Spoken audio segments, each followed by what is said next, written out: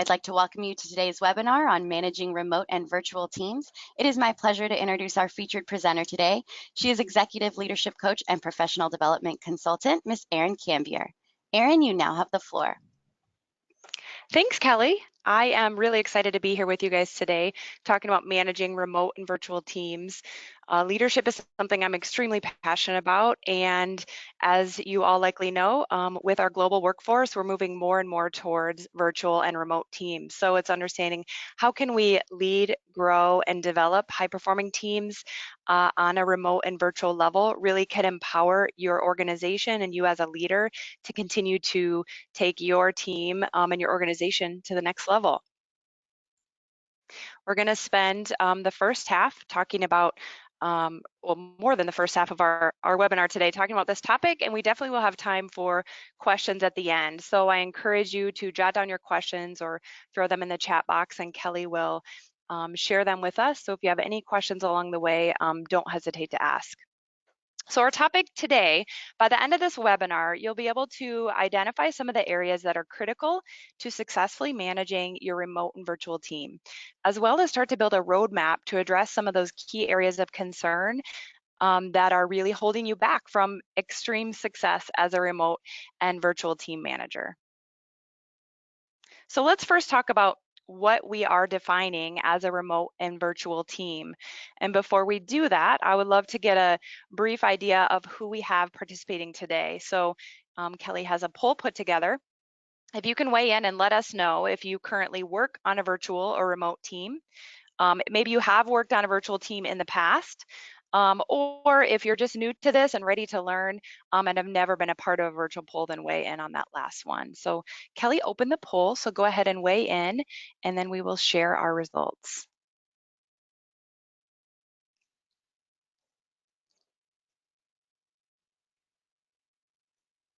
All right, Erin. So it looks like we're seeing about half of the attendees on the call are currently working on a virtual team. Then we've got a small percentage of about 10% that have worked on a virtual team in the past.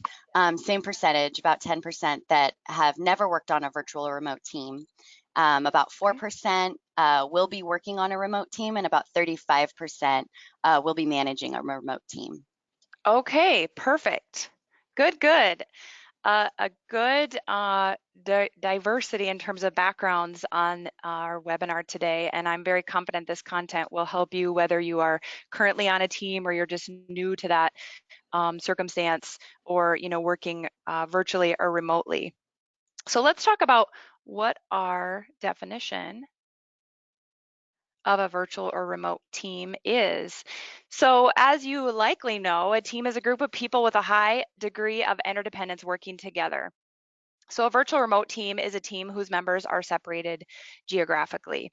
So as you may know, this could include people who work from home, and it also includes people that work maybe in a satellite office working with others remotely. So remote doesn't necessarily just have to be you're the only one separated. It could be I worked remotely for a while.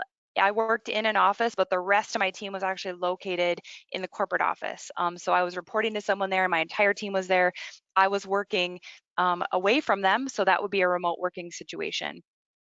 So all of the topics today apply in all of those different types of situations. And then also recognizing that sometimes there are roles that might be partially remote. So maybe you're with the group for part of the week and then you work from a different place the remaining part of the week. All of the topics will apply to all of those audiences. Whoops, let me go back here. All right, I love this visual. It's a model of remote and virtual teams.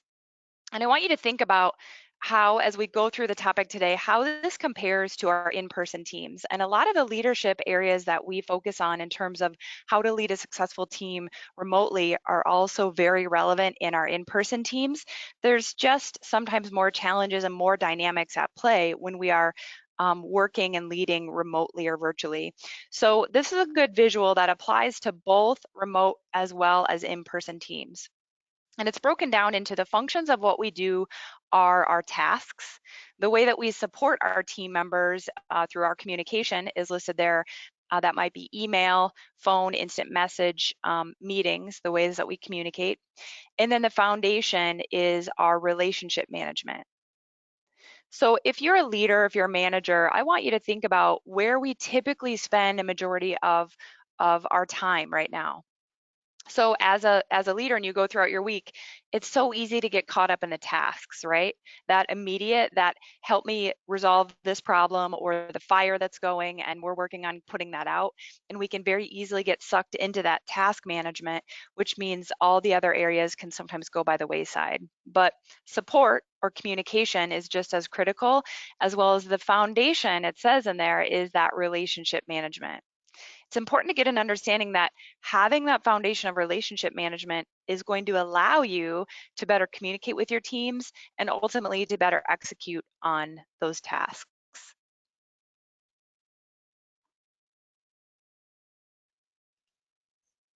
Let's talk about the qualities of remote and virtual team managers that make you successful.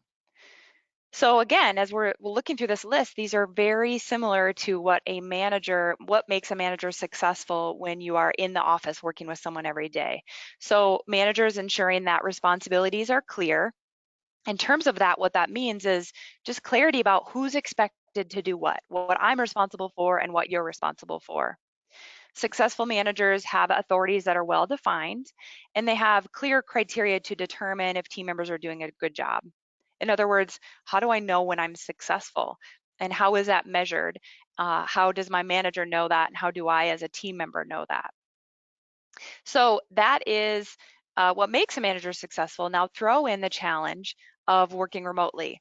So we all know what happens when we assume, right? And when we handle situations and assumptions are made, it's not healthy for anyone. However, when we're working remotely, sometimes those things are implied or assumed. So I emailed them the instruction manual for how to do this, and I'm going to assume, because I would be someone that would read that they read that. So all of a sudden, maybe responsibilities are not clear, and there is no clarity around what people are responsible for or who's doing what.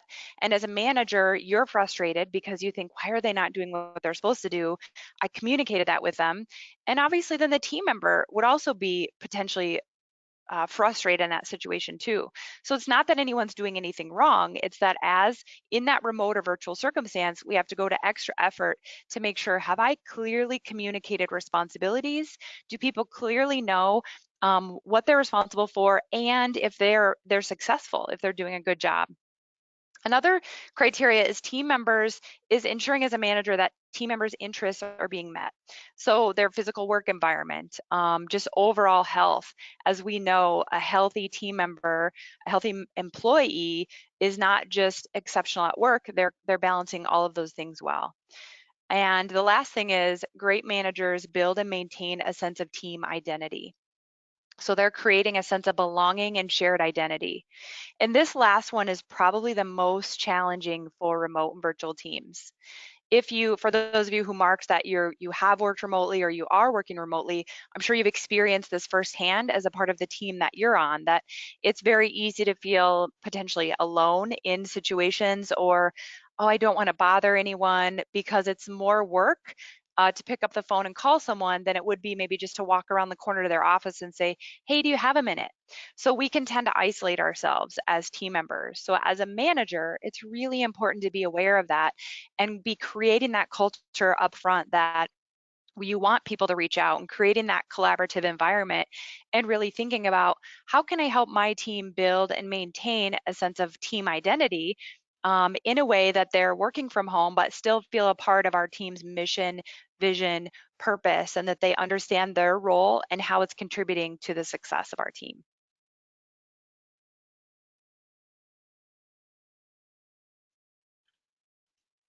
This is another good slide about bringing together those three dynamics in successful team leadership. And it says here, remote and virtual team management model is relationship management is the foundation. And when we do that strongly, then we also manage the way that we communicate. And we're going to talk about all three of these things in the remainder of our session today. We're also managing effective communication. And when we do that, it's then going to allow us to be able to effectively manage tasks. As a leader, I just want to reiterate, it's very common that we go right to task because that's a tangible thing. It's black and white, I can measure it.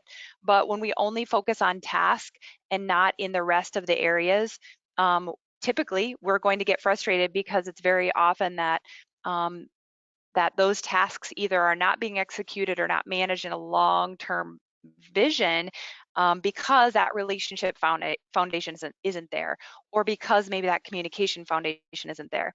It's not that people don't want to do their tasks or that they don't want to execute on those. It's that we have to be able to bring all three of those areas together, for leadership success.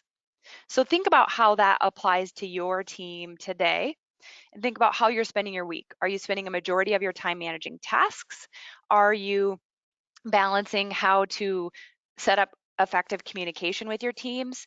And are you balancing also how you're managing those relationships and creating a positive working relationship, that sense of team identity with your group? I'm going to go back a slide. I just wanted to mention, tying into that relationship management, that bullet that says team members' interests are being met, physical, financial, psychological, etc. That I think we're okay for now, Tanisha. Thanks. That is so important, because when you're working remotely, we just don't know what other people have on their plate, even in physical working conditions. We don't know what their home office is like. We've maybe never been there. So asking questions, giving them tools and resources to be able to set up, to know, how do I even set up an effective home office? How do I set myself up for success to make sure that, long term, that your team member overall, their interests are being met, is really critical in that virtual team. And not making assumptions. Maybe you know how to set up a virtual office, but don't assume that everyone does. So just really bringing those things into light, and talking about those things can be a huge thing that can tie directly into communication, of course, as well as managing relationships. That team member then will build trust with you. They will know, my manager cares about my success as a person, and not just managing my tasks, but really looking at that overall, who they are as a person is going to contribute to the success of that team. Okay, so take a minute, and I want you to think about, how much time do you spend every day reacting to those fires that I mentioned earlier? So the unplanned events, is that less than an hour? Is that maybe a couple hours? Or is that a majority of your day? And you're not in trouble, no matter what your answer is here. So we didn't create a poll with this because this is really more about, I want you to self-reflect and really think about. Now, I know that may change from day to day based upon, we had a tornado in my city last week. Now, obviously, we spent a majority of the day reacting to unplanned events. But on an average week, on an average day, how much time are you spending on unplanned events? Because what happens, and I'm going back a slide again, when we spend too much time in those unplanned events, which area do you think we end up spending a majority of our time? It's the task management. So those unplanned events are going to suck us right into task management. And if we have too much of our day, every single day, spent in only managing tasks, then just by nature, our communication and our relationships are going to suffer. So when you're working remotely, recognize it's much easier to get sucked into those unplanned events, into that task management. So how can I better bring some balance to that? So if you're spending a majority of the day, or even more than a couple hours a day, this is a good opportunity for you to potentially think about, how can I make that shift with my team, today, tomorrow, immediately, and move from reactive to proactive leadership. Just by nature, managing remote and virtual teams can really be highly reactive. We're managing across time zones. There's challenges in terms of, people need information by the close of their business day, and that may not be the close of your business day. You may have even more limited time, depending upon where you're living, or maybe you're having to, adjust your hours based upon that. And problems from different locations need to be resolved, on different timelines. So that can automatically shift us into that highly reactive nature.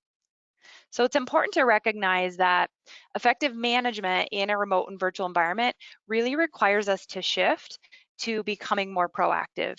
That doesn't mean that there won't be fires. That doesn't mean there won't be things that come up that still need to be closed by the end of the business day. But it does mean that a majority of our time, rather than a majority of that being reactive, we're shifting to that being proactive. This allows us to react to the urgent requirements, to react to those fires, but still be able to plan to act to those important issues. So those important issues would be our proactive things. So you may have heard of the 80-20 philosophy, um, the Pareto principle, to get more things done in your day. And if you haven't heard of this, what it is that 20% studies show, and this gentleman was an Italian philosopher, Mr. Pareto, he discovered that the 80-20 principle, and it shows that 20% of our actions actually lead to 80% or influence 80% of our results. And he discovered this in the 1800s after discovering that 20% of his plants in his garden actually produced 80% of his garden, of that result. And then he started studying that in economics and in finances and in relationships and in team dynamics. And they found that really this affects everything in life in general, is that 80-20 philosophy. So while the 80-20 is not necessarily set in stone, it's a good number to keep in mind in terms of that general concept of a majority of your outputs. In other words, your revenue, or the things that you're going to accomplish for success every week, are going to come from that 20% of that really important work that you're doing. So when you understand this, you can use those ideas to move those really important topics into those actions, to really be more purposeful and not reactive, but really to utilize that 20% of your actions or activities to drive 80% of your results. So I recommend you spend some time determining what matters, what is most important in your week, what's most important in your team in terms of success. So that might be evaluating your current processes, maybe your current products, maybe even your team or your customer base, your overall revenue. Remember, it's not, as a leader, it's not primarily about your personal productivity. It's about focusing the efforts of your team on that crucial 20% of action that drives the most important outcomes. So recognize that 20%, that influence that 80%, and identify that. And when you make that shift and empower your team to be able to focus those efforts in that way, it really can be life-changing for your team. So in order to do this remotely, there's some tools and resources we're going to talk about in the next few minutes in terms of communication and technology that can help with that. But if you don't have this at your foundation, if you don't have your foundation focused, and I really want to be a proactive leader, no matter what, if you're utilizing all the tools, you're utilizing all the right communication, but your goals are not clearly defined, you still won't be successful. So it's important to don't skip over this. Don't just shift to, well, and to manage remotely, I need to do these things to communicate, or I need to do these tasks. But it's really bringing all these things together, creating clearly defined goals, determining what matters so that you can really proactively move your team forward. Here's a management model for remote and virtual teams. We know that as leaders, we wear a lot of hats. And our management models for traditional, or what is known as co-located teams, are typically pretty well understood. As we look at that in terms of a remote and virtual dynamic, again, many of these things are the same. We just need to apply a little bit different mindset and shift that into that remote or virtual situation. So Henry Mitzberg is one of the world's premier management thinkers. He wrote a book in the early 90s that is actually still very renowned today in terms of the foundation for leadership. And he defined three major groupings of roles in terms of those management work. So we have our interpersonal roles, our informational roles, and our decisional roles. These roles require developing peer relationships, maybe carrying out negotiations, motivating your team, resolving conflicts, establishing communication or information networks, making decisions with potentially little or very ambiguous information, and allocating your resources. So in this process, at different times, you're really wearing different hats. You're wearing an interpersonal hat at the same time you're wearing an informational hat. At the same time, you're wearing a decisional hat. But you need to apply those different circumstances and be able to adapt that in that virtual role to really expand your focus and define what your team success looks like and how you can set your team up for success in that. So think about as you go through your week, what am I doing that applies in those interpersonal relationships, informational and decisional? So in the course of that, information management is critical. So in order for us to be able to equip our teams, we talked about tasks, communication, and building relationships. We're going to talk about some tools for doing that. There are many platforms available to enable collaboration and information sharing. You may have utilized some of those we have listed there: SharePoint, Dropbox, Google Docs, Google Drive. It's really important that as a manager, you are investing in your team and you're giving them the tools and resources they need to be able to share information. Remotely, it becomes even more of a challenge, as we know, because we can't walk around the corner into that office to make sure that somebody got the email we sent or make sure that they got the information that was transferred. So it's really making sure that you are taking that to the next level. Maybe your company, we have included in there, whatever platform you choose, it should, of course, meet your organizational standards and requirements, but also be a manager who is leading in finding new technologies, finding ways that your team can better collaborate and better share information. Before I taught this, and this is, as Kelly mentioned, a snippet from our full day, well, 2-day course. And before I taught the full course, every time I do that, I always solicit feedback from people who are currently working remotely. I work remotely. I have worked remotely in the past. I've led remotely and I've been in those dynamics and coach people working remotely. But I think it's important to also get feedback from others in the course of that. And so one feedback that an employee emailed me that I think was really valuable. This employee said, investing in new ways to communicate and finding what works for my specific team is what I value most about my manager. She said, one team I was on had people that were more comfortable on the phone, so we did a lot of calls. Another team, we did a lot of video chats using WebEx or Skype. Also using products like Slack or Microsoft Teams, if you haven't heard of those. Those are products that allow team collaboration in real time, and they take those conversations out of email, which is nice to potentially free up your email box so that you can use that for more official use. Those systems allow for more internal team collaboration or communication with client topics. And this employee specifically said, it's really nice that my company invests in all of these things and that my manager is always looking for new ways to raise the level that we communicate. And I thought this was great feedback because that's probably the thing I hear most often is employees really appreciate when managers are not resistant, even though you may not know that technology, even though you may have never used that technology, but that you're willing to embrace and learn is one of the most critical roles as a manager. And there's a lot more different technology and tools. Those are some of the most common. The ones that I've utilized and recommend are, listed on the screen, as well as, like I mentioned, Slack or Microsoft Teams are tools that allow you to have some of that real-time collaboration and have conversations outside of that email. So that leads right to the next topic, which is about innovation. Innovation or information management for remote teams and innovation in remote enables us to be innovative. One of the advantages of working with teams in remote or virtual environments is that we get to bring in broader perspectives, right? We get to be able to tap knowledge and information from people literally all over the world. So this should be encouraged. It helps us drive innovation and new ideas, and it's absolutely going to help our teams be more successful. Many times we can get stuck on that task, as I've mentioned, and we can just get focused in that day to day. And when that happens, sometimes we can get our blinders on, right?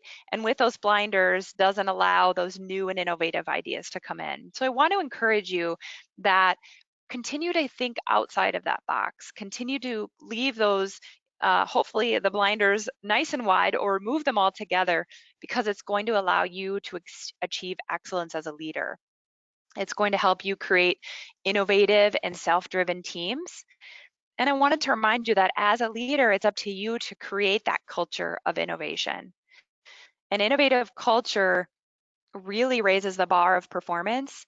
An innovative culture allows a team to be comfortable sharing their ideas and sharing new things and welcomes feedback and doesn't get stuck in the status quo. And when we're in remote teams, there is a dynamic that can happen that we can just easily get stuck in that status quo.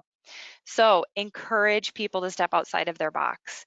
And maybe you think, I've encouraged that for such a long time. I feel like I've, that's a dead horse. I've beaten that dead horse. Well, I'm here to say it's never too much. It's never a situation that you should stop saying, new ideas aren't welcome. And so thinking about whether that be, maybe there's flexibility you can bring in terms of flexible work hours. That can allow people to potentially work at times that they are most productive or most creative, rather than saying we work from 8 to 5 Central Standard Time and everyone across all time zones needs to adapt to this. That could potentially have people in Pacific time getting up and working early. Maybe that's their best time, or maybe that's their worst time. If your company has the ability to let people potentially set their hours, it can allow, again, potential people really achieving excellence because they're able to work at the times that they are most successful and most productive. Now, your company may not allow that. Maybe they work in a customer service organization where they're answering phone calls during certain hours, and that just can't be changed.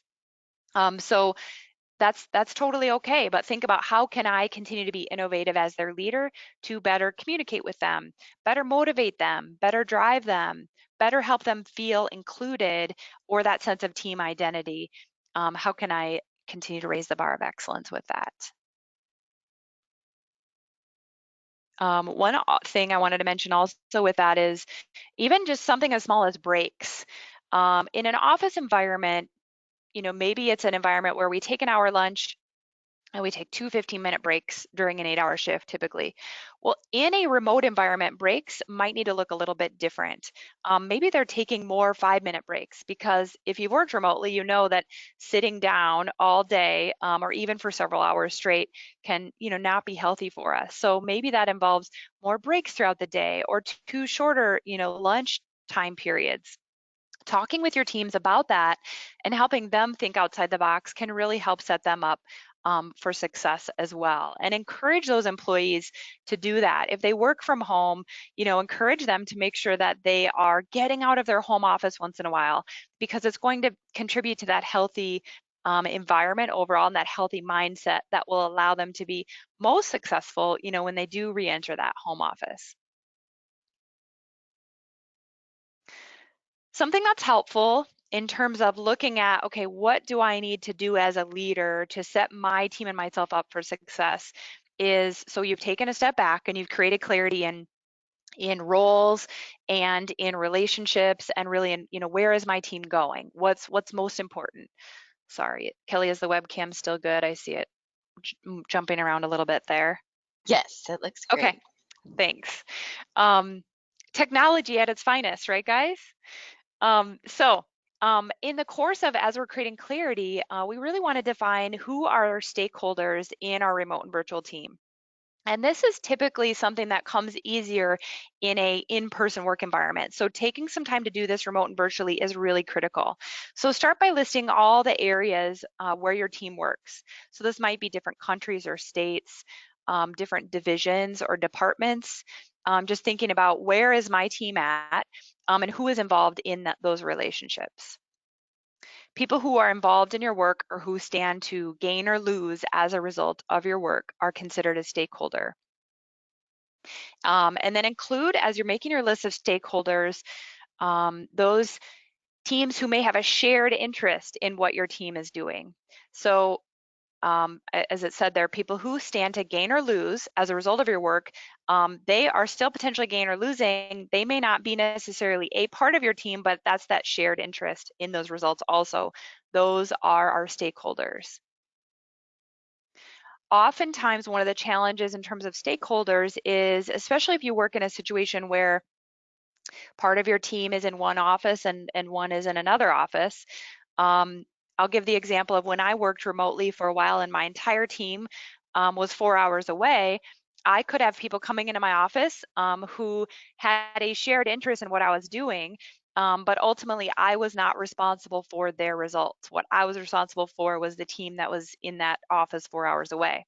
But my manager needed to recognize that Erin is working remotely and she has a shared interest, and some of the things that she's doing may impact that group locally. So she had to create, as a part of the stakeholders, it wasn't just my team in terms of the team that was 4 hours away, but some of those stakeholders that were impacted by my work were also those local groups. So making sure that you're really thinking about that entire scope of stakeholders is important. There may be some direct stakeholders and then some indirect. And then what you're going to do with that list, once you have made that list, is really think about how can I build relationships to set my team member and these stakeholders up for success. So as we have in the slide here, build relationships with people who are influential in the organization that you'll be involved with, such as decision makers and the direct managers and supervisors or the remote staff. You want to provide those stakeholders with information about what you have going on and the projects that you are going on.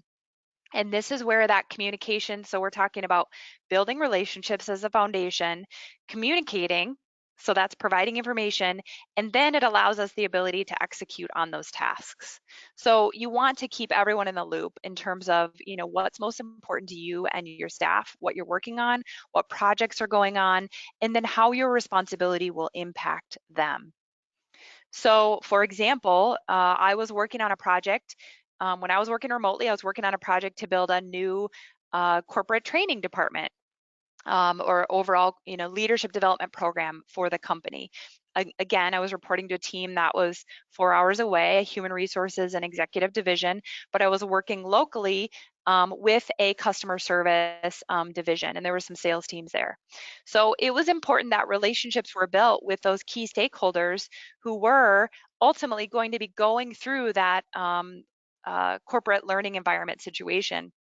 And so not only did I need to build those relationships, but my manager did too, so that those customer service managers, those sales managers understood what we were working on, what was important, and how my impact, what my responsibility would, and how that would impact them.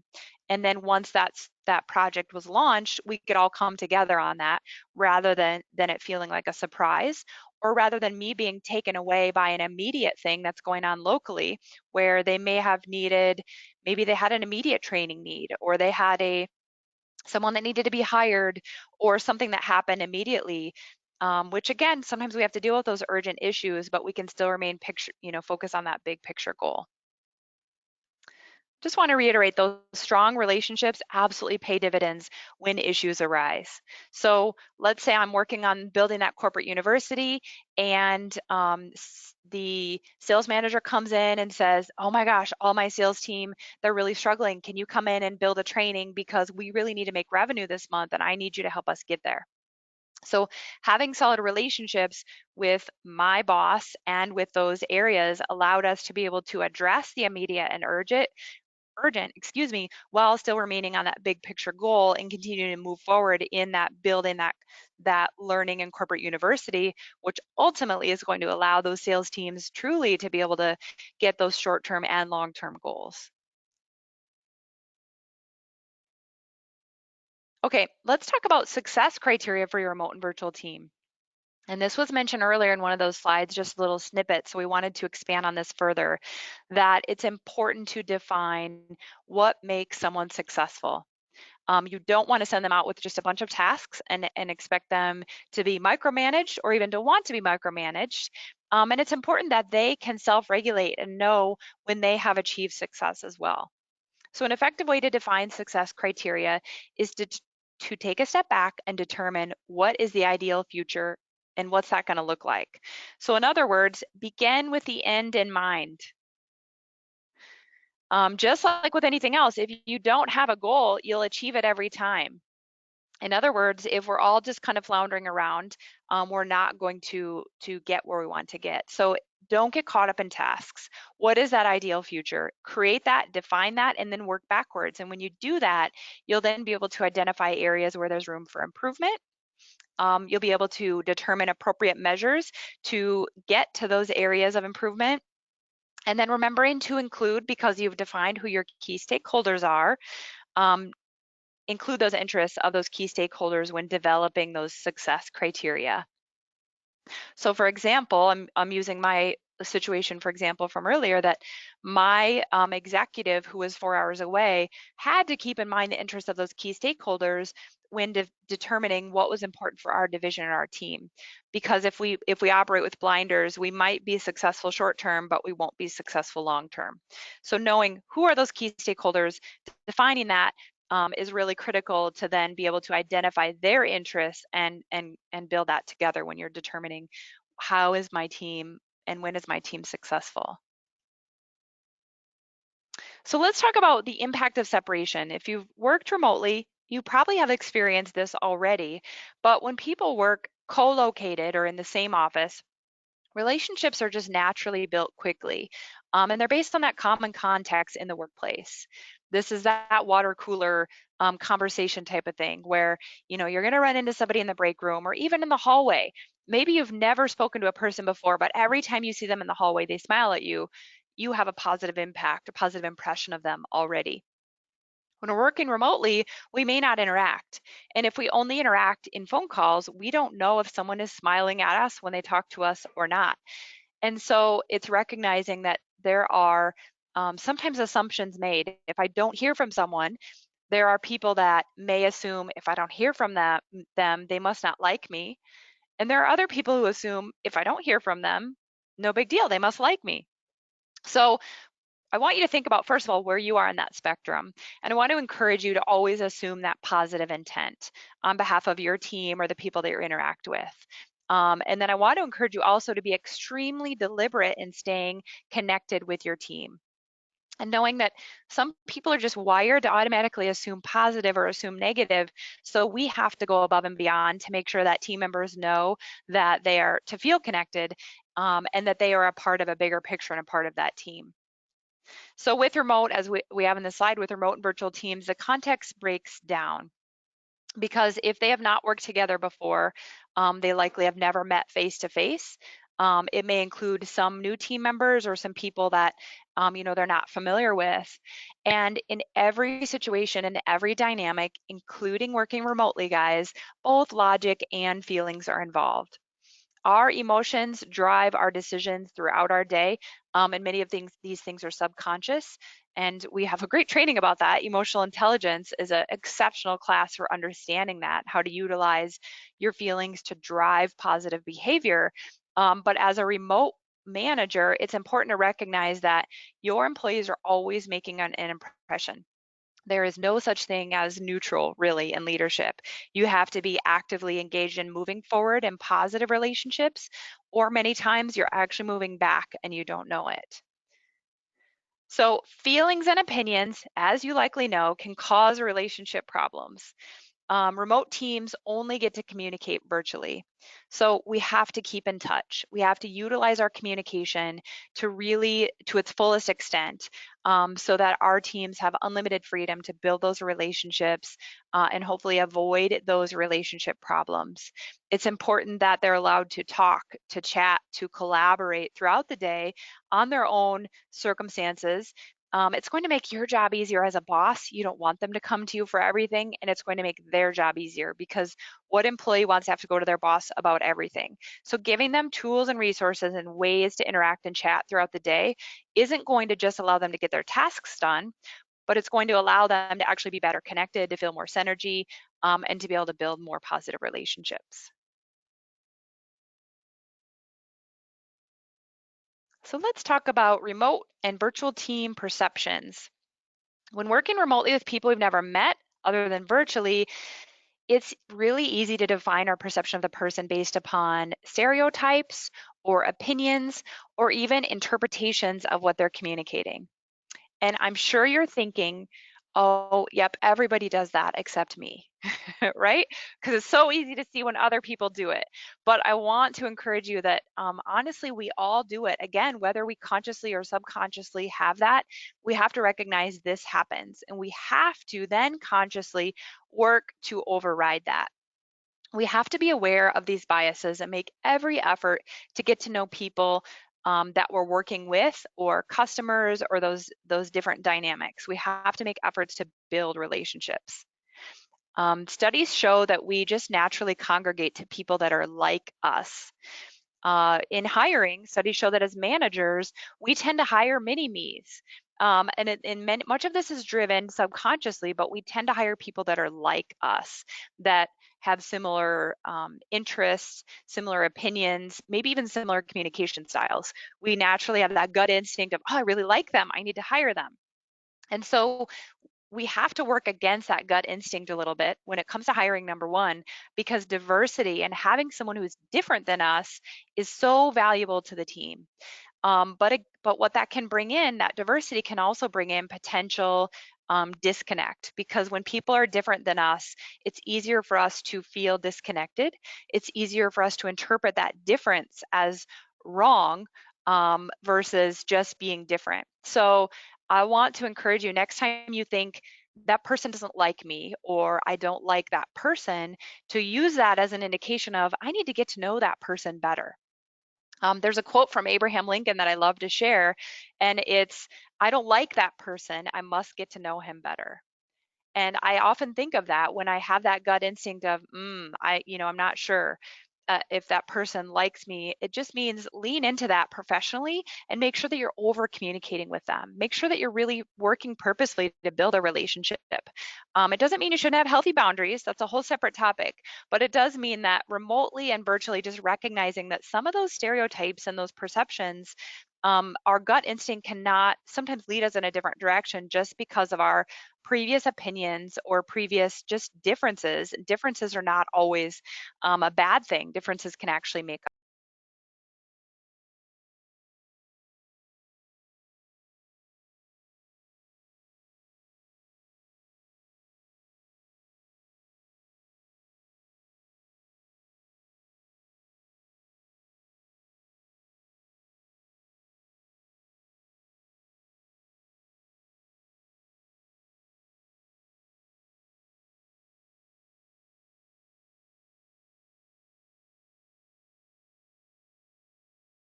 Hi, Erin. I think you accidentally muted yourself, so we can't hear your audio.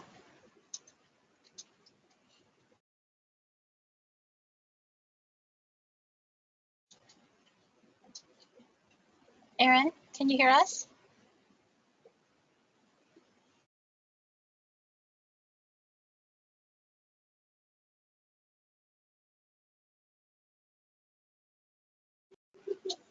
I'm sorry, everyone. We're going to try and work with Erin here. Erin, if you could hear us, you muted yourself, so we can't hear you.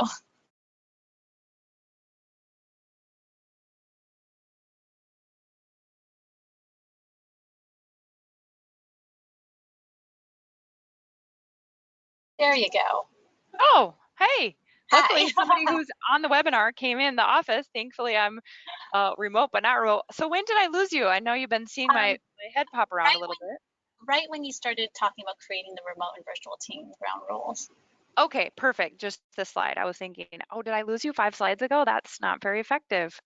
Okay, so creating remote and virtual ground rules. Some areas to consider for that are, how are you going to communicate with your team?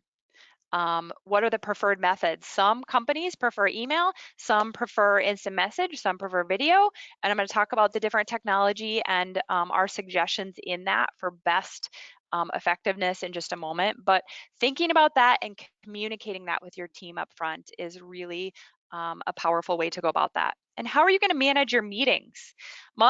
Sometimes we just manage our meetings by, I'll show up and I'll lead everything and we'll go. But really being purposeful in, how am I going to manage those meetings, create collaboration, build relationships, is really important.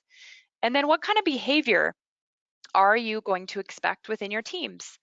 We'll discuss this more in the next couple slides about culture and those dynamics, but really being purposeful, if you haven't already, to the idea of what kind of expectations do I have around how we communicate, how our meetings are ran, and what kind of behavior we expect is really important in a remote environment.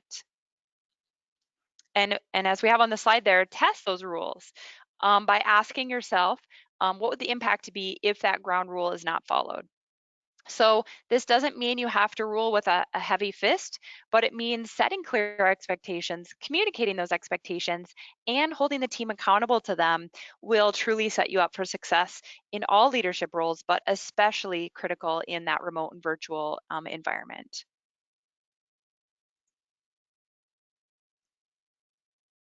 Okay, I didn't lose you on audio, did I, Kelly? We're all good. Thank you. Perfect, thank you. So how to strengthen your remote and virtual team? Feedback is so critical in all roles, but especially remote or virtual teams. Having a team member who knows how they're performing, if they're being successful, is just so critical. And so how are you going to share that feedback with someone remotely may be a little bit different. Because again, maybe you can pop into their office when you're in an in-person working environment. But in a remote environment, you need to be more purposeful of that. I love the idea of having scheduled one-on-one sessions with your staff. I cannot encourage it enough. For all leaders, weekly is a great just general guideline. Do you have a one-on-one schedule with your team? But virtually and remotely, it's really critical. It's going to be that time where your team is going to know that they can connect with you. It's that time they know it's going to allow you to build relationships, and it opens that door of feedback. And then we have on the slide here, encourage peer reviews of work on a regular basis. And some companies have a formal peer review process, which is great. But I want to encourage you, even if your company doesn't, what that means is just creating that situation where we have a team that is comfortable to give each other feedback and receive feedback will really help your success as a manager, and especially remotely. Feedback is important when building a team because it allows team members to know what they're doing right and areas that they need to work on. So it lets us troubleshoot in the moment.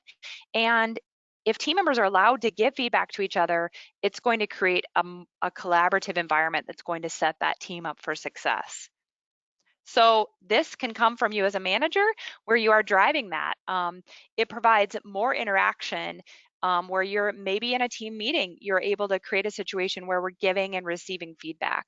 Or when a team member comes to you and says, so-and-so is always doing this, maybe you encourage them and say, have you talked to them about it?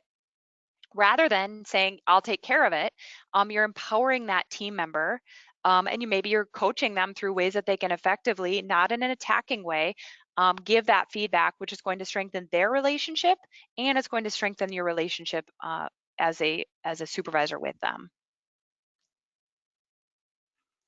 So setting expectations. As we've talked about, it's really critical in those remote and virtual teams to set expectations. But it's also important to recognize as a leader that people who work remote or virtually typically come in with a higher than normal skill level. They're people who don't need to be micromanaged, nor do they want to be micromanaged. And so something I often see in remote environments is we hire someone because we are very confident, oh, they're going to be able to, take the ball and run and work independently and do an excellent job. But then all of a sudden, I feel like as a manager, I'm working remotely that, oh my gosh, I don't know if they're doing what they need to do. So I need to keep my thumb on them and know exactly that they're doing everything that they need to do because I feel like that's my job as a manager. I'm here to tell you it's not your job as a manager to micromanage or to have your thumb on them every minute of the day. That in remembering, I hired somebody that has a high level of expertise or a higher than normal level of skills. I need to also empower them. I need to, yes, in the beginning, train them, equip them, maybe work closer with them, but know that you're going to let go and let them run with that. So individual performance plans need to reflect higher expectations for their roles on the team. Empowering your team in all roles is going to continue to up-level your team's performance and the individual performance, but especially remotely. Involve them, set the goals, involve them in those decisions, and let them take the ball and run. That's where having a comfort level of that team knowing what are our expectations, how do I determine success, how's my manager going to communicate with me, allows me as a remote team member to really achieve excellence in that relationship. And then once we achieve excellence, let's recognize it, right? We all appreciate recognition. No employee is above it. But sometimes this is also something that can fall by the wayside in remote or virtual team environments. It's that, running into somebody in the break room and saying, "Hey, Sam, great job. I saw that customer you landed. Awesome." Those things just don't happen naturally. We have to be more purposeful in recognition also. Recognition is a key component of any team, but especially remotely. In order for our team to build and maintain that cohesiveness and team identity, we have to have a strong recognition team identity and feeling that they're a part of that and that they're feeling valued and engaged. So take a moment and tell your team. Tell them how they're doing. This is why I love scheduled one-on-ones, because what a better opportunity than that to share recognition, to give some kudos, to even give feedback where you're creating that collaborative environment for team members. They're also going to feel empowered to recognize each other. Some companies have a formal recognition program. If your company does, great. Utilize it. Utilize it to the nth degree. Be the leader who takes full advantage of that. But whether or not they have a formal recognition program, honestly, it doesn't matter. It's up to you as a manager to create that culture where we are recognizing each other's achievements. Some easy things such as starting off a meeting rather than jumping right into goals and what's going on in terms of tasks, start every meeting with 3 minutes of recognition. Hey, I want to kick it off. Let's start with some open recognition. And you turn it over to the team. And that's their time to recognize each other. That's a great way to build a culture of recognition and empower them to recognize each other, as well as then you creating that culture of recognition by jumping on board with that as well. So let's talk about communication and coordination in remote teams. Again, regardless of whether you are co-located, in other words, in the same office, or working remotely, communication and coordination is essential. It's needed to plan the work, assign responsibilities, ultimately to get the job done. And as we know, when we're working with remote teams, there is a much higher level of importance and purposefulness needed in that. If you're not connecting consistently as a remote team, your days will quickly turn into weeks, which will quickly turn into months. And the next thing you know, you'll have a team who is feeling isolated or disconnected from the organization's goals and mission or from each other as a team. So in absence of communication, research shows that groups will tend to react more negatively, and especially and overall in general, millennials will react more negatively than previous generations. And millennials are more so wanting to work remotely.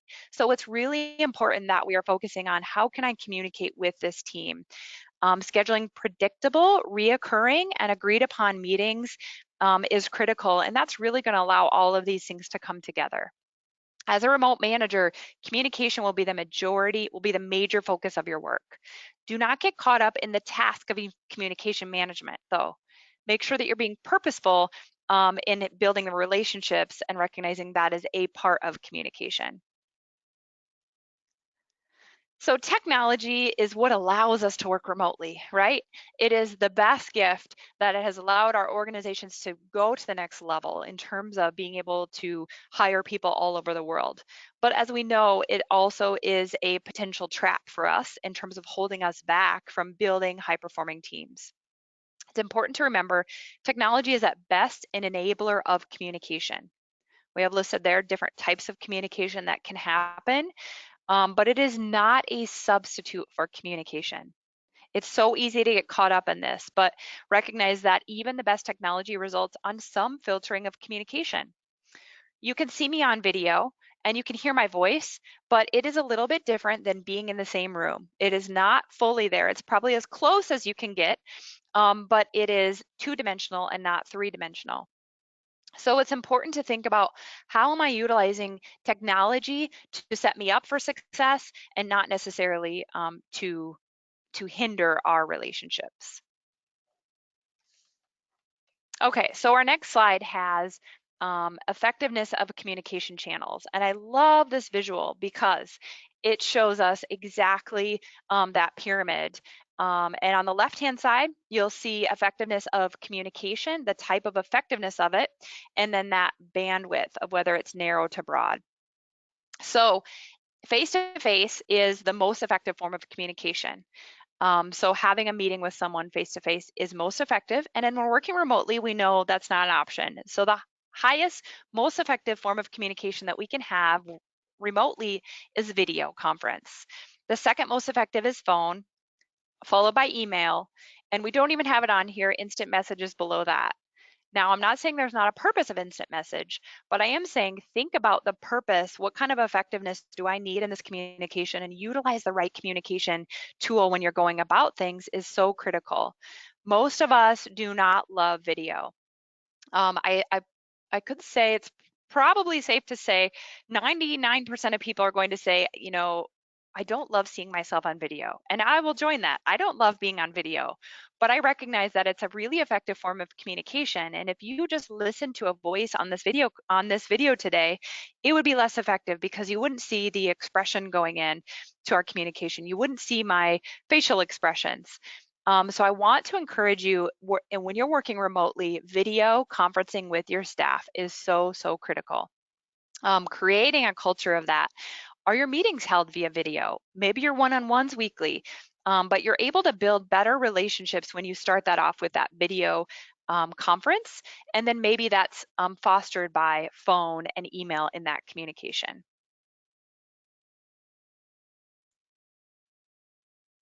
So here's a good guide for choosing the right technology. No one technology platform is right for all, but this is a good guide. Our video technology is really important for those team meetings, or especially when you're building relationships with someone. Audio conferencing for meetings, which would mean we're just calling in other words. And a phone call for short conversations. And I also included in here, or emotional conversations. Reserve email and instant message for information sharing. Anytime there becomes a situation where there's a miscommunication or where you sense that emotions are elevating to a higher level, always pick up the phone. I know you're busy and it might take more time, but in the long run, I promise it's actually going to take less time to resolve that with a conversation or with a video call than it would to try to explain your situation or circumstance via email. So there are costs of communication. In other words, what is the information cost? But recognize that your time going into that, video calls are always going to be the most effective. And reserve instant message for just those side conversations, or again, information, quick exchange, rather than, obviously, if anything becomes emotional, also do not use that in instant message. Pick up the phone and make that call. So the last topic is recognizing that when we're leading remotely, we have to look at, there are cultural differences that are going to impact our teams and our leadership. These are going to affect the way that we communicate, even the work habits that we're bringing in, as well as our management style, or their management style if you're leading other leaders. So managing in this environment means being aware of the cultural elements that each person in your team is bringing in and experiencing, and then educating your team on those cultural issues so that they can all embrace that before they cause a problem. Again, assumptions are the worst thing, and they will hurt you significantly as a leader in all areas, but also in the area of cultural differences. We tend to make broad generalizations about different nationalities. This is, again, human nature. So we have to be purposeful in working against that. We need to avoid stereotyping people according to their nationality, and recognizing that that actually brings diversity.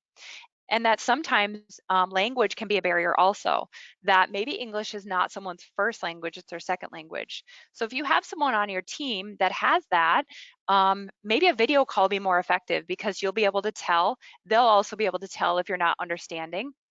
And there is nothing wrong with saying, could you repeat that again? Or could you slow down a bit? I just want to make sure that I'm understanding that, or even repeating back to them what they've said. That's going to break down those barriers of communication so that we can get past any of those cultural stereotypes in that process. Remember that diversity exists within every culture, and it's a part of what makes us stronger and more valuable. And as a leader, our mindset that we approach in that is critical. So that's just an overview of our full training on this topic. In the full training, we go way more in depth and we brainstorm and we actually put together a specific plan to help you work through some of those barriers. But this was the key points that hopefully you got some really good takeaways to be able to apply immediately on the topic of leading successful remote teams. Kelly, are there any questions that you want to share? Thank you so much, Erin. I don't see any questions right now, so I want to encourage you all, if you guys have any questions, we will stay on the line for the next few minutes to get those answered. Also want to encourage you all to reach out to your local New Horizons for further information on this full-length course or any of our other leadership and development offerings that we have. If you are not familiar with your local New Horizons, you can log on to newhorizons.com and do a zip code search to find the center nearest you.